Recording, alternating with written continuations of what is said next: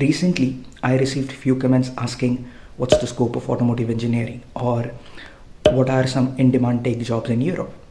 Now, probably I can make a specific video about in-demand tech jobs in Europe because I belong to the field.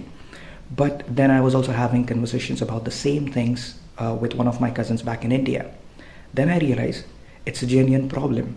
How anyone can understand what's the scope of any particular field or career without any prior experience when they are thinking about pursuing it in an entirely different country.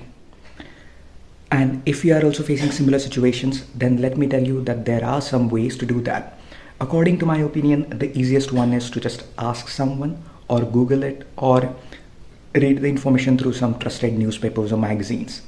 But the problem with that method is sometimes the information there could be a little bit sugar coated or even biased as well.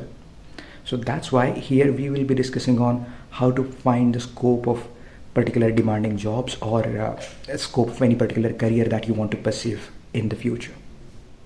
The first step here is to know what you want to do. If it is a single career choice, then it's really good. But even if you have multiple options in your mind, then also there is no big problem. It's just that you might have to do some extra research. Now for the time being, let's just go with career choice from my cousin, where he wanted to pursue Masters in Automobile Engineering from Germany. Now, once you decided what you really want to do, then you have to decide on where you want to do it. In my brother's case or in my cousin's case, he wanted to pursue it from Germany for obvious reasons. Once you're done with that, then you need to find some good universities from that country. That you can do just by Googling it. Again, here we are not talking about how to find good universities in a different country, but we are finding or we are deciding if the career of your choice is good or not. But if you also want to look for some good universities, then you can refer some international rankings such as QS and THE rankings. But again, once you found out some universities, then you just have to list all those universities and then start looking for their program descriptions. Now, I had a couple of friends studying in RWTH Aachen University, so I'll just go there and then go for automobile engineering section. Once you click on that, then you have to look for all the subjects that are being taught there. Once you list down all the subjects, you have to move away from the university section at this point. Next thing to do for you is to look for some big automotive companies, ideally from close to your university. If not, then from the country of your studies. Now, once you find a few, list down a bunch of them and go to their websites. Now, let's just decide a random big car company and go to their career section. Here you can filter out jobs based on your field of studies. Then once you do that, there you will be able to see what kind of jobs are available in the first place. And then you have to look for graduate jobs. If there are not much, then you can also look for certain jobs which looks interesting to you. Once you find, then you just have to click on their job requirements. Now you have to open the list of subjects that you noted down earlier from one university and start comparing all the skills required to the subjects that are being taught in your university.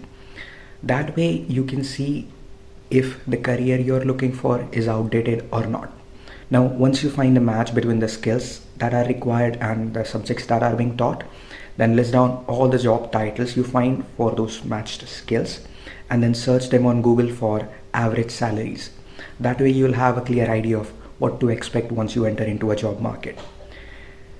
Now, if you couldn't find them on Google, then there is another platform called LinkedIn, and the next step applies on that particular platform. Now, you have to go on LinkedIn. If you have a good profile, that's fine. But if you don't, then you have to create one. And if you don't know how, then you can just Google some videos on how to create good LinkedIn profile. But once you are done with that, then you have to enter the job titles that you noted down earlier and filter them based on the city or location. Here you will come to know about jobs from many different big, medium, and even some small size companies from that country as well. On LinkedIn, you can also switch on the job search alert. So whenever those positions that you were looking for are opening, then you'll get a notification. So what you need to do here is you need to monitor all those job titles or all those positions for those job titles for a month or two and see if many such positions are opening up in that period, then that particular career is in demand or the scope of that particular field is good. But if not many jobs are popping up, then it might not be the case. But again, this things depends on multiple factors such as how good your searching method is and also when you are looking for jobs. Particularly in Belgium, where I'm studying and soon will start to work, they have holidays in summer. So during that time, not many job options are popping up. But yeah, just do a little research and maybe continue this iterative process once or twice to just note down what are the in-demand jobs in that particular city related to the specific careers that you are looking for. Here, another important thing is to compare the skills that are required for a job and subjects that are being taught to you in your school. Why? Because what happens is once you complete your education and start looking for jobs and start applying for them, one thing you realize is that the skills that the company needs are not taught in your school, which kind of reduces your chances of getting selected for interview. So this step is really important to just match the skill required and the subjects that are being taught to you. Now, once you see these job openings, you also have to understand if those companies hire international candidates or not. So if you find certain companies that hire international candidates that you can find on Google or also by going into their people section. But yeah, once you find that if a certain company is hiring internationals, then take those companies and go to their people section and try to find any international candidate. Ideally, if someone's names sounds to be from your home country. If you find them, then just go on their profile, see their history, what they did in terms of their studies, work experience, etc., etc. And if you find really, what I'll say, a good match in terms of person, then you can also try to message them. But before messaging them, make sure that you have a good profile and also you are asking the right questions. If you don't have a good profile or if you are just asking a random question, then probably the person you are asking the question to might not answer.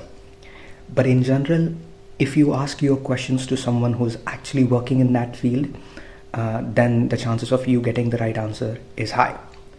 Now, once they reply to you, you can compare their answers to your own research and see if the method of looking for scope of a certain field or career options that you want to pursue is good enough on your own or not.